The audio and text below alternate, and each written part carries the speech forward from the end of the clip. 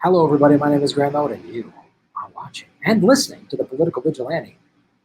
Like, share, subscribe, put this video out on your social media, and if you're listening on the audio podcast on iTunes or Spotify, one of those platforms, give it a positive review.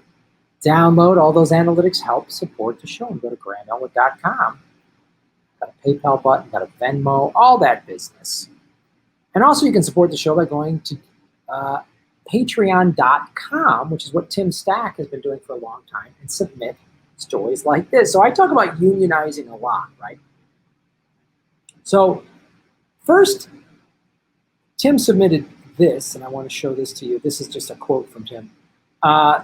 He's talking about, hey, Graham, I think you and Chris, this is from my own movie podcast, talking about a documentary, The Art of the Steal, about the politics surrounding the theft of the Barnes art collection by the city of Philadelphia.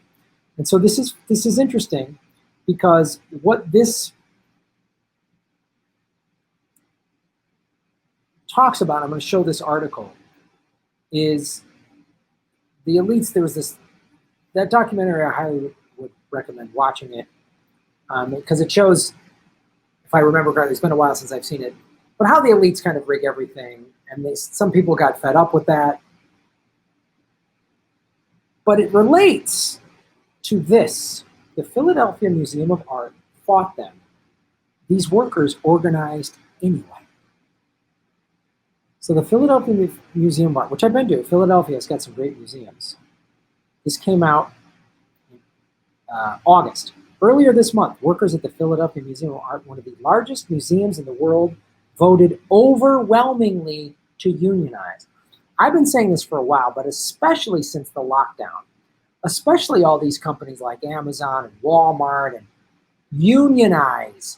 These food workers that are getting paid $12 an hour, and they're still barely, and they're food insecure. They're having a hard time buying groceries because they're not making enough money. Unionize. This is how you get your power back. We spoke with two workers about how they fended off the museum's fierce anti-union campaign and why all white-collar workers should unionize. All white-collar workers should unionize.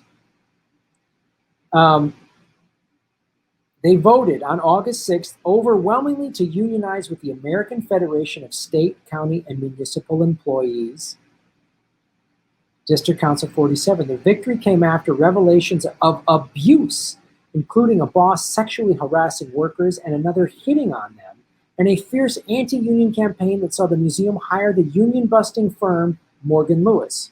Morgan Lewis, suck it. Everyone there, you're a parasite.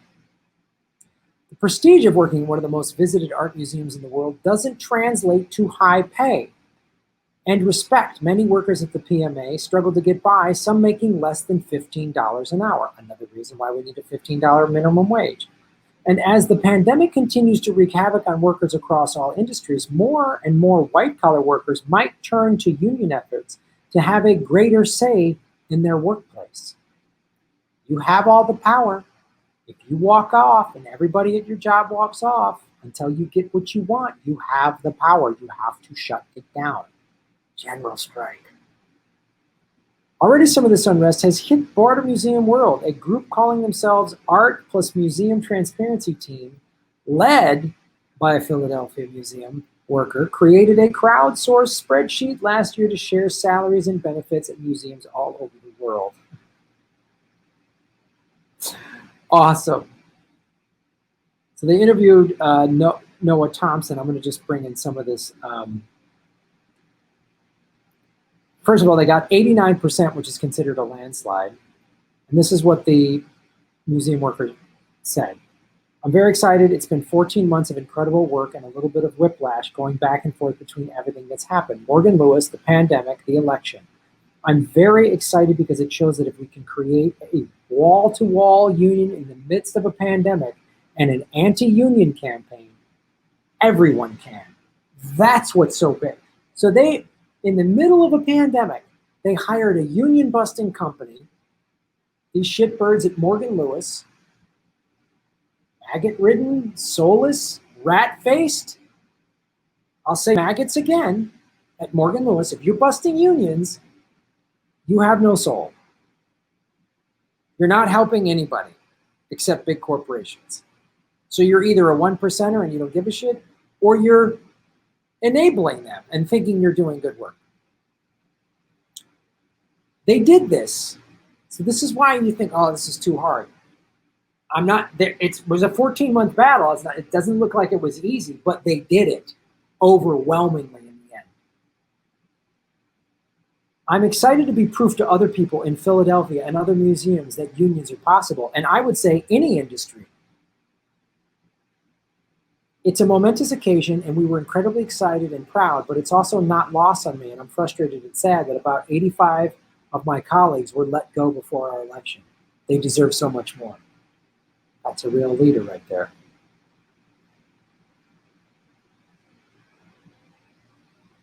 We don't know exactly who was laid off, although I will personally say that all of the part-time staff in my department, visitor services, were laid off.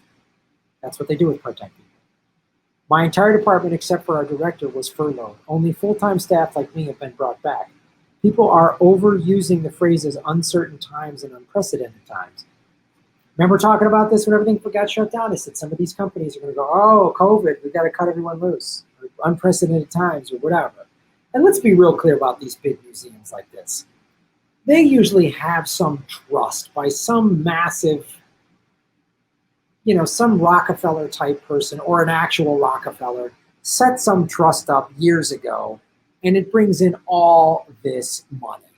People donate, it's a foundation, and rich people donate, and they have fundraisers and all this. So they have plenty of money, and they have money to pay people good wages. And you should want to pay people good wages if you want to be this world-renowned museum. You're this world-renowned museum that doesn't have union wages?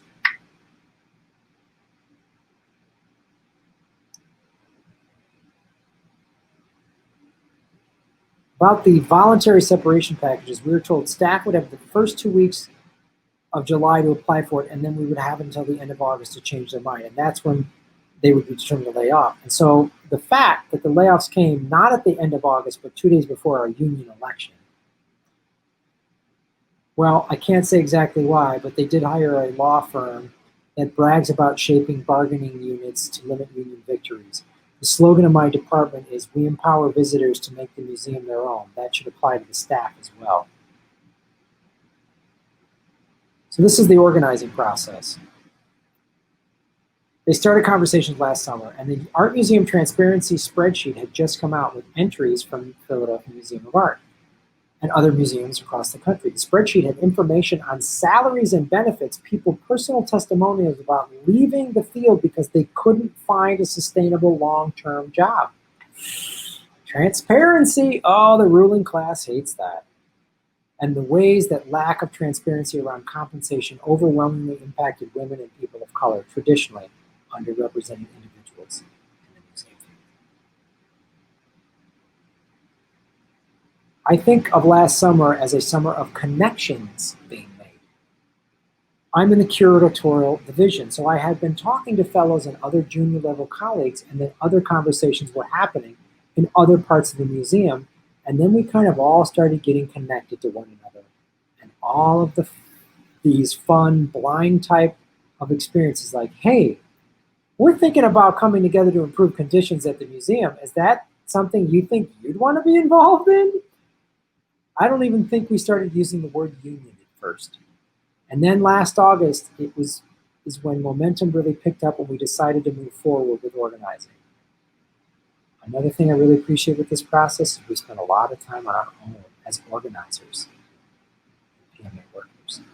We took our time researching which unions to affiliate with, something you could do it wherever you work.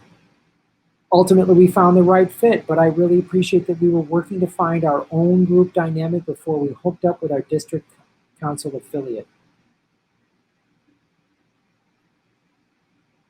They're a good fit for us. The collaboration has been productive and democratic, and we were able to maintain our own voice through the process. Wow. I mean, this article, just go on. It's fantastic, but this is a big win.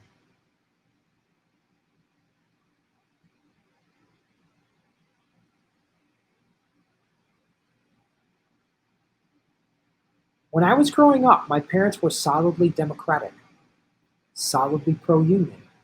but it was always discussed as something you didn't need anymore once you got an office job. That's a myth that the neoliberal globalists have sold us. Well, we needed unions 100 years ago when it was all factories, but now we have these fancy, great white-collar jobs for college-educated people. You don't need a union. Wrong. That's what they want you to think. The ruling class has spent so much time, money, and effort buying politicians and ads on the airwaves and journalists to tell you that unions are bad or you don't need them or they're a hassle or they hold this back or that back, right?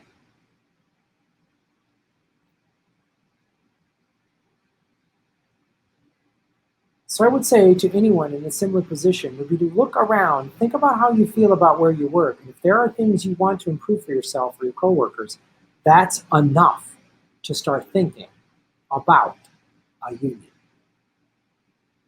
Workers' rights do not only exist within spaces like factories, they are a need for workers' rights in offices and museum galleries. Don't be afraid. You can improve conditions for yourself and others. Thank you, Tim Stack, for sharing that. Another piece of good news. Take the victories where we can get them, folks. Support the show at patreon.com/GrahamElwood or rockfin.com/GrahamElwood, a blockchain cryptocurrency platform.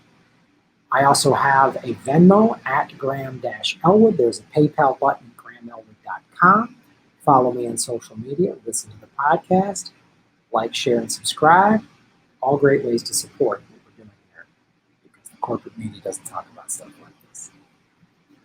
Because they're part of the union busting apparatus that the ruling class has put in place for decades. Thanks for watching. Boom.